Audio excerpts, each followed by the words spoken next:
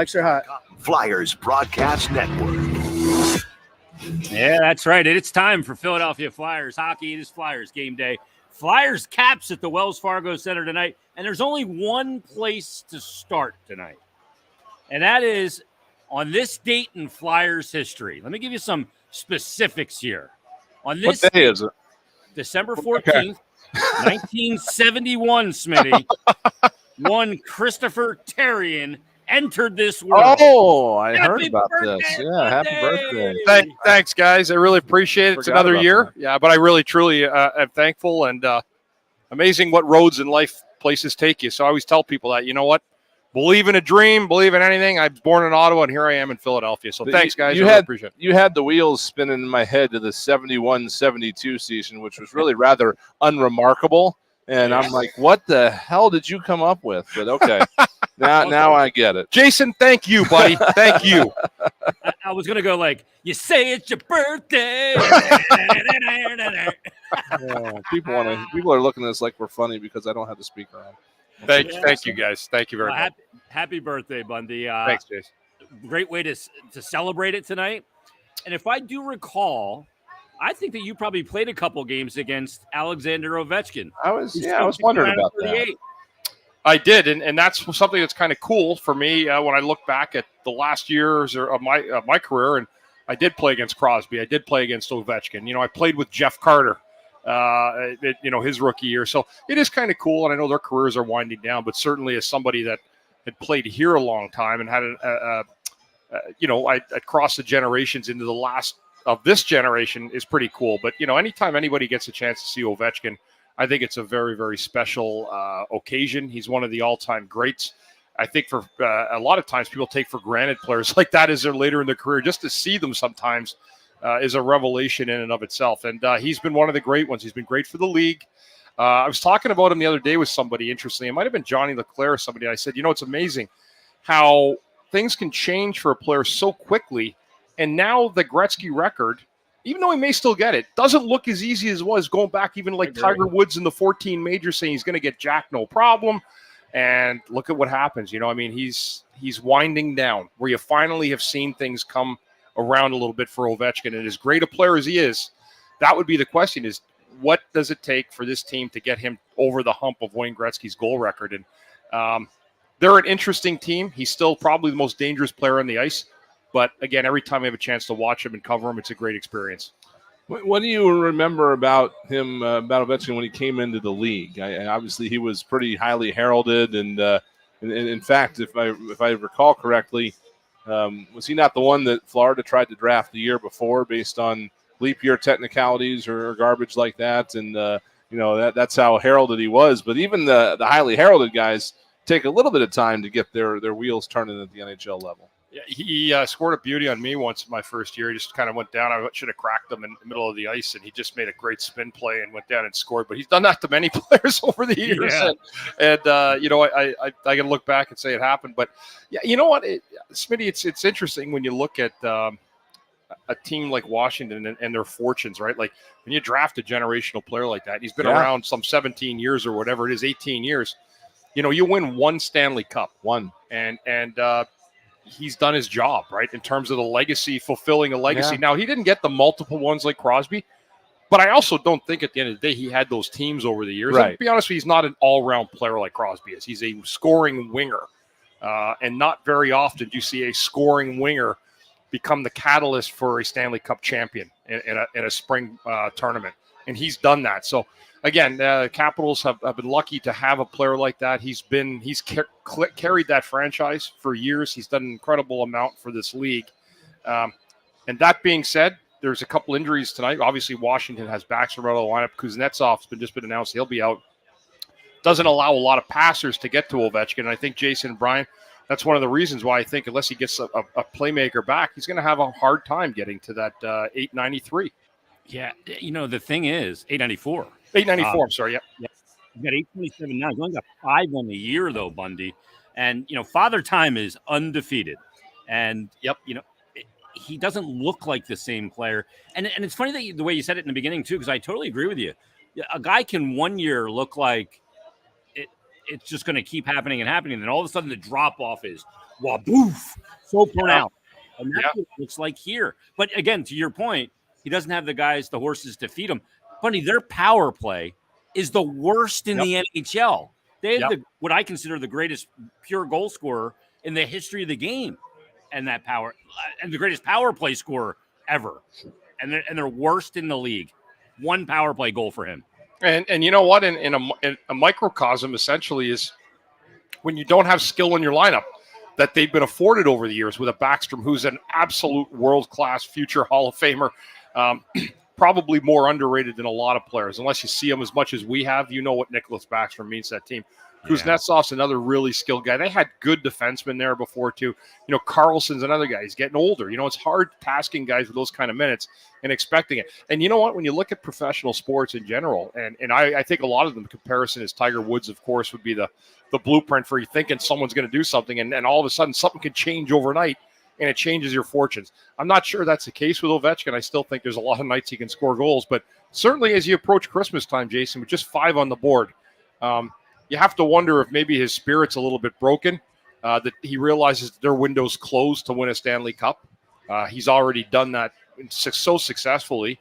But you wonder sometimes what it takes to spark a guy. He's gone through some personal stuff in the last year. I believe he lost his dad.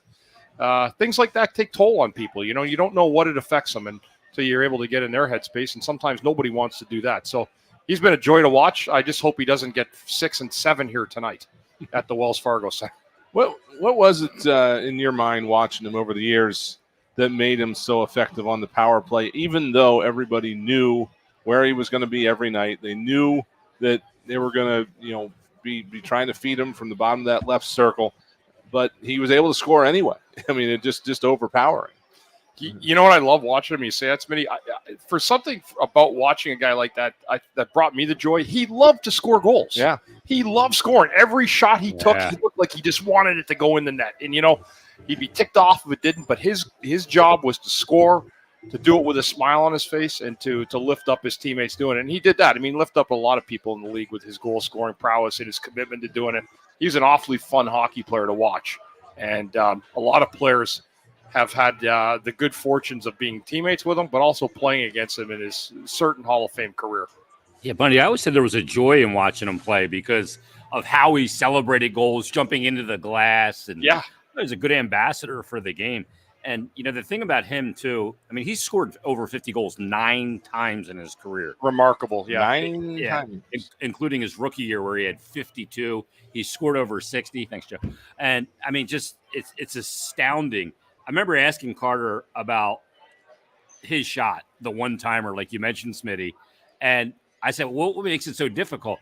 The thing is with him is the shot is so big, so heavy, but it's so accurate, too. That one-time bomb. And he's had guys, like, putting it on a perfect tee for him, but he slams them home, and it's just a freaking – it's a heavy bomb. It is. And you always say, you never pick corners. I remember the great Mike Boss, he said, every shot I took, I aimed for the middle of his pads, and most of the time I missed, and it looked like a great goal. And you know what's funny when you say that, just hit the net, but when he scored, like you'd see him wind up for those one-timers, especially on a power play, and he'd put it like far corner, top shelf. And that was completely deliberate, and you knew it. And then the other ones where he gets you too, or just go along the ice. Some of his shots were so hard, and I think a lot of when goaltenders, see that kind of a magnitude a shot coming at them, it's a lot harder than it looks sometimes when you got the magical scoring touch. Yeah, the thing about him too, I remember talking to Patrick O'Sullivan, who played for Team USA and played against Ovechkin when they were playing like international tournaments at like U16. And he said the guy was a legend. They would play him. The best players in the U.S. were the best player. And he racked up like 11 goals on him one night. Like himself. Yeah. And it's like, it was just an absolute freak show. It's almost inexplicable. Well, that's why he went first overall in the draft, and Crosby was the year after. I mean, they've been, you talk about having things lined up to have that kind of a rivalry. And we've seen great series with them.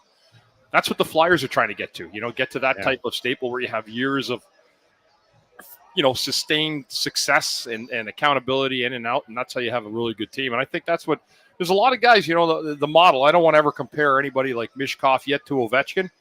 That's not fair, but he's a little bit of a little bit of the same type of flavor. And goal scoring is so hard, and it's so important when you get a guy who can do it regularly, consistently. The NHL.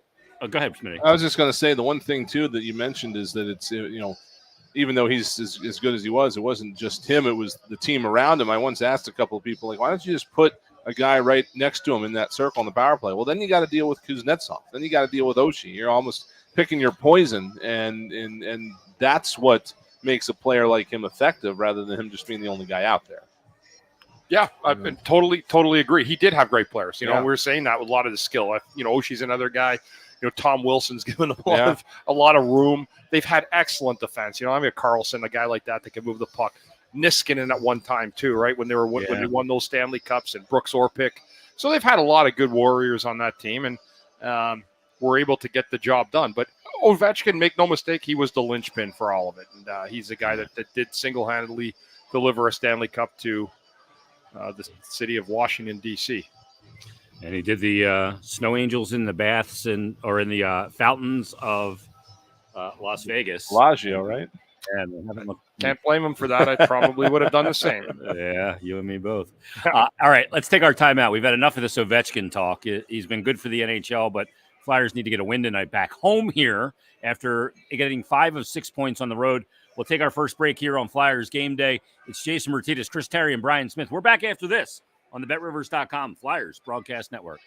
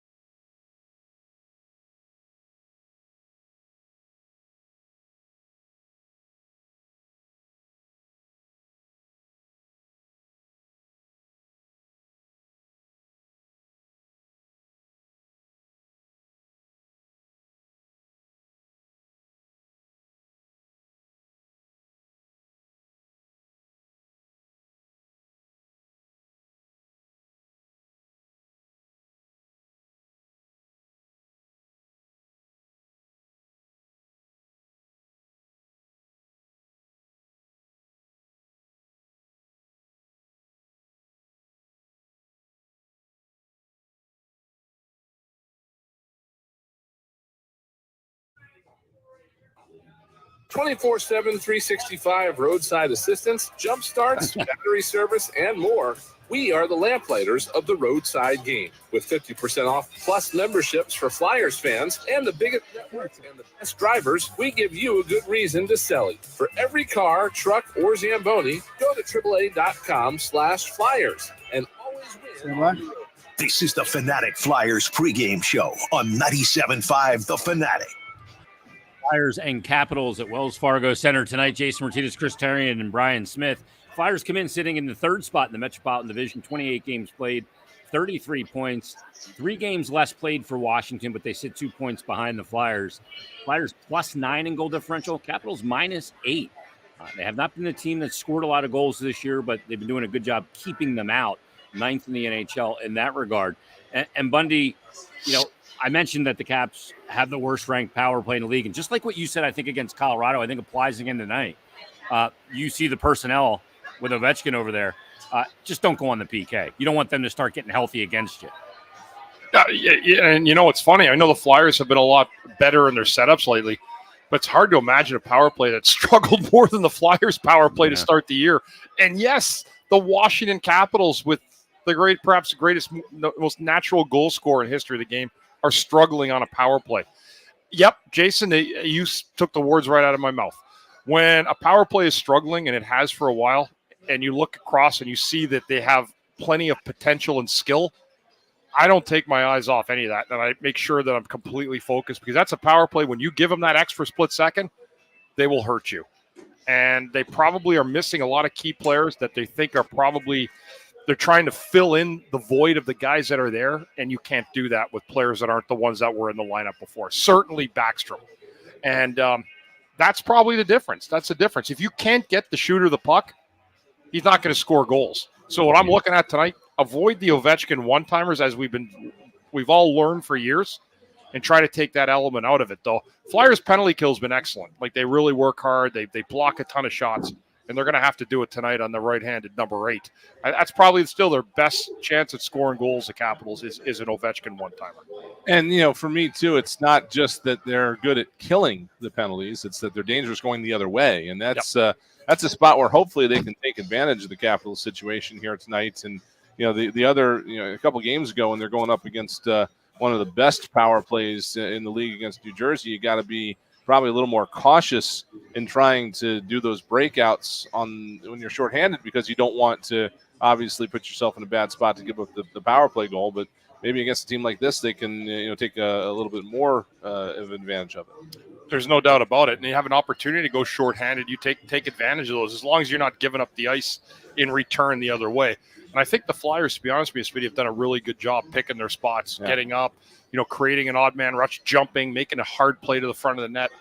Those add up over time, and they become really difficult for people to stop if you have a willingness to try to make a difference on the penalty kill. And the Flyers have done that. They've had a lot of guys step up. Bunny, you mentioned Kuznetsov is out of the lineup tonight. Flyers also had to make a change on the fly here as well. Carter Hart not feeling well. He is sick, so they made emergency recall Felix Sandstrom to be the backup. Sam Ersson will get the start once again tonight. But as this Flyers team has talked about, in post-game availabilities, post-practice, they can't worry about things they can't control. They just got to go out and do what they do and be who they are. That's it. And you know what? The one thing the Flyers have as a team is a collective group that like each other, that play hard for each other, and you can't diminish that. This will be probably a tough spot tonight. I don't care who Washington has playing. The Flyers have been away. They had a super successful road trip, points in every game. These games always scare me because they look too easy. And the Flyers, again, trust me, you come back off a trip and the dads were on the road. They're still here tonight. Again, coming home and dealing with all the things you don't have to deal with on the road can sometimes throw a little bit of a hiccup in your plan. That being said, I expect the Flyers to have a good game tonight, but don't be surprised to see Washington have a heavy push in this building here tonight. The last 2 games of that trip, I found, it seemed to me it was very interesting how they played out, because, they go up against Colorado. They're winning, going away.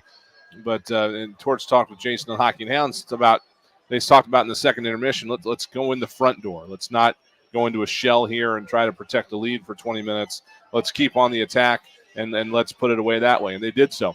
Then you got the next game in Nashville, almost the same situation coming out of the intermission, but this time they're trailing as opposed to leading. And it's the same thing. Attack, attack, attack. Obviously, you're attacking in that situation because you're down. But it really seems that this team has hit a bit of consistency in how they play. It doesn't really necessarily matter who they're playing or what the circumstances are, or whether it's a mile high or whether it's the last game of a road trip. They seem to have figured that out. So I guess this might be another test to see about how you do it when you're coming back off a road trip like that. 100%. And also streaks, do they keep, they played a very good game in Nashville. The score didn't, resonate at the end in terms of the 2 points, but they played a great game. They were down 2-0. They fought back again to come back in that hockey game. And it's hard to do that, but they've done that. One thing you don't want to have, and I see the patterns, when you look at some of them, you'll see a team go win 4 in a row and wow, they're really going. And then they lose 5 in a row. Then they go win 5 in a row. Right. And then they lose 6 in a row. So, and I'm not, guys, I'm not just saying it. That's a league trend, and it has been for 5 years. Jace, we've talked about it. It's almost insane. Win 10, I looked it up. You saw it all over the league. And so it happens all over. You're right. There's no, win 2 or 3, lose 1, win 2, lose 2, win 4. You know what I'm saying? There's no. That's how it used to go. Now there's these roller coasters of streaks. And so I'm interested to see, just coming off it, because, and you know what's funny? These win streaks seem to go about 5 or 6 games. Yep. That's where the Flyers are at. So now it's key again for them, I think, to get it, to nip it in the bud right away and get back on in the winning column. That's what good teams do, and you have to learn to do that. That's a really, really critical learning piece for a lot of young guys, is to not be satisfied with having a great run on the road. You lose one, you're going to lose. Other teams are trying to win too. How do you respond? And that's what I'm looking forward to seeing with this team over the next 2 days, the next 2 games. Yeah, but Bundy, I really looked at that after we talked about that the other day, and it seems like there's about 3 or 4 teams in the league that are immune to that are at the top. They're the best teams.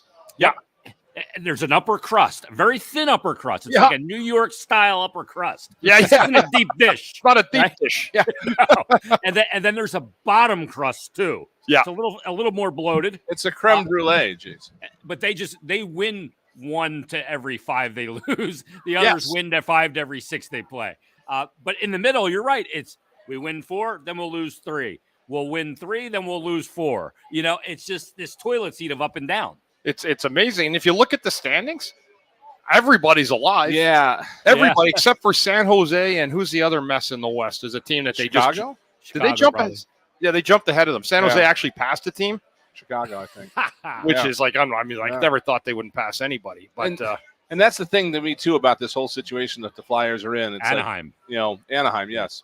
Yeah. Like, if you look at the standings right now, I mean, it looks to me like in or out of the playoffs is going to come down to a couple of pucks that hit somebody in the ass on the way in. I mean, that's going to be the whole season. Totally 100%. This is going. And so it's not like if you're the Flyers and you're in a playoff spot right now, you change the philosophy. That's what they're talking about all last week. It's not going to change because you snap your fingers and now you're out of it again. So, you don't want to do anything rash and then still be out of it because then you've wrecked the whole thing you're trying to do. So it looks good to be up there. It's a lot more fun to watch, but again, there's a process here that's going to keep going. If you're 6 points out on January 1st, you're probably done. Yeah. You're probably all the division games. Mm-hmm. Yeah, you're never going to make that up. So that's how dire the points are, and that's why it's important to get them early and get as many as you can. Because what happens is, and the other thing, I see it a lot, but nobody wants to let that little cat out of the bag. When teams start winding down, they realize they're not going to make it. It's amazing how many more players get injured. Yeah. He's done for the year, and then the GMs start building their excuses. Oh, we had injuries, but everybody knows they were bad beforehand. Yeah. Yep. You got to keep your job somehow. It was always that's how it goes. I used to do the game notes here, obviously, for many, many years. And back in the Laviolette era, it was hilarious because he wanted that man games missed number to be really, really high. And the medical staff wanted it to be really, really low. It all depends on your priorities, See that, sports fans? If you didn't think there was politics involved in pro sports, and I had to play we just let a little secret out. Play it right down the middle. Yeah, make nobody happy, Smitty. Way to go. Yeah, but the standings are. If you look at the East, everybody's in. Yeah. Everybody's in, and you guys are right. I mean, you lose 2 in a row, you go from being 4th to being 12th.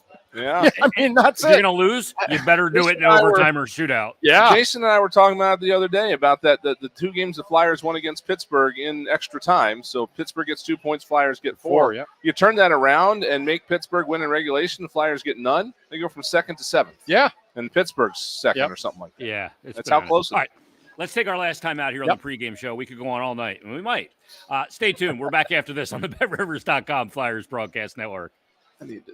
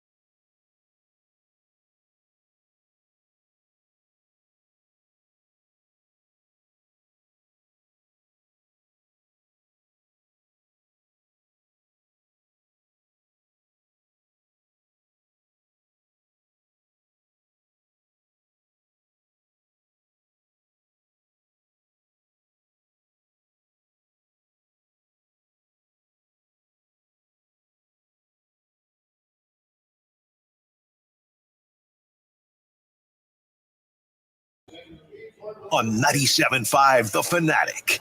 Coming up with the Flyers and the Capitals from Wells Fargo Center. as the Flyers return home after that 3-game road trip. They'll be here tonight, Saturday as well, against the Detroit Red Wings. Our first look at the Caps. I feel like it's taken a long time to get a look at the Caps this season. Yeah. But this is one of those blips in the schedule too, where the Flyers only see them 3 times this year because they got to go out and play Seattle. So slim pickings for this rivalry this year.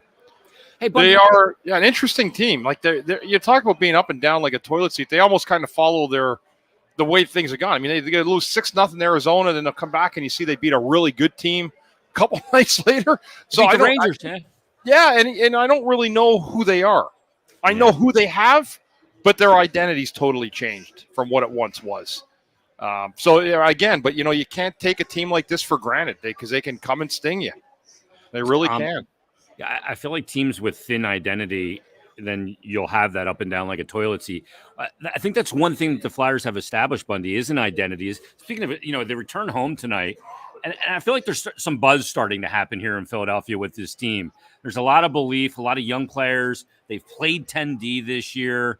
They've gotten good goaltending, and they're a fun team to watch because of the way they play. So you want to pluck down some of your dollars and come down here to the Wells Fargo, you're going to be entertained, and you're going to see a good team that gives you an honest effort.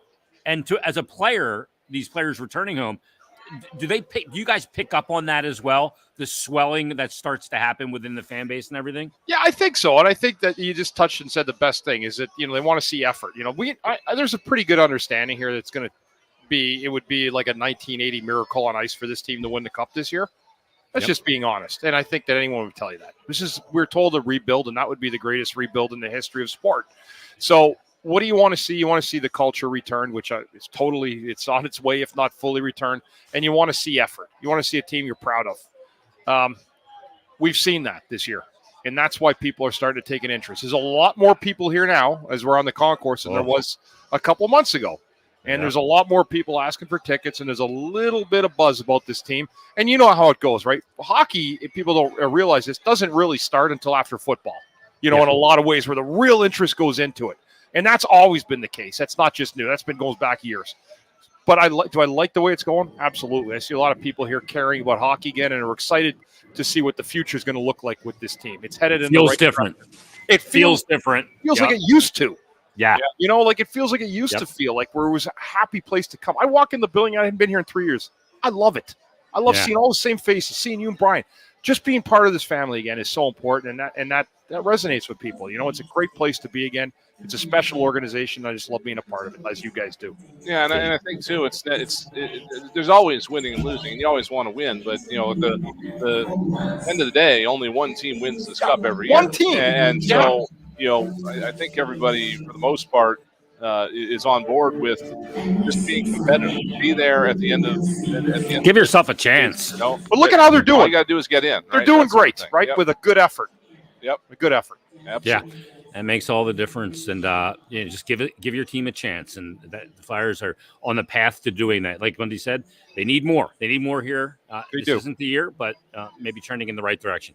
All right, stay tuned. We've got Tim Saunders, Todd Fedoruk. They've got the countdown to face-off, and that'll be followed by the first period action between the Flyers and the Capitals right here on the Flyers BetRivers.com radio network.